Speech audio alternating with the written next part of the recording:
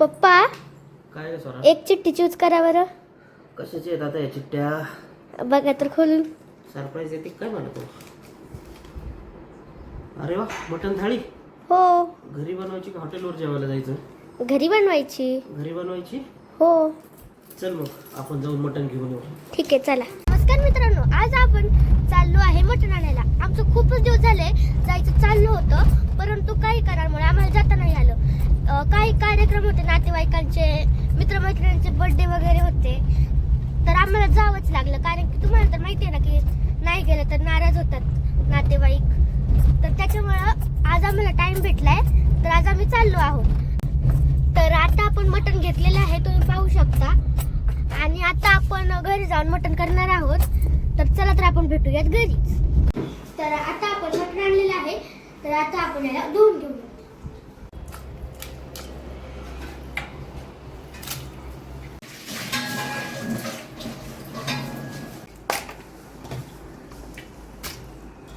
आता आपण याला हळद मीठ लावून घेऊया आणि कांदा चिरून घेऊयात.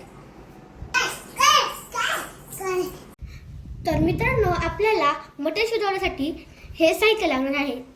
बारीक चिरलेला कांदा, कोथिंबीर आणि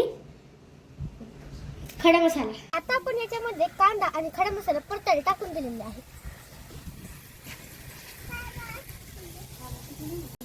तर आता आम्ही त्या उन्हात मटण बनवत आहोत. त्याला माझ्या मम्मीचं सहकार्य आहे.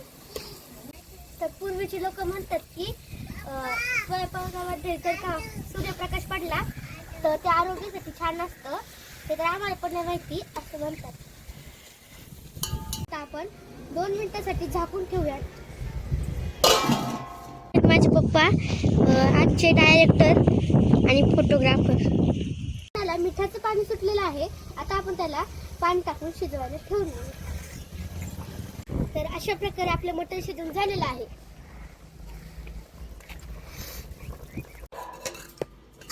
तर अशा प्रकारे आपलं मटण शिजून झालेलं आहे. ऊन जास्त असल्यामुळे आपण बाकीचा स्वयंपाक आतमध्ये करूयात.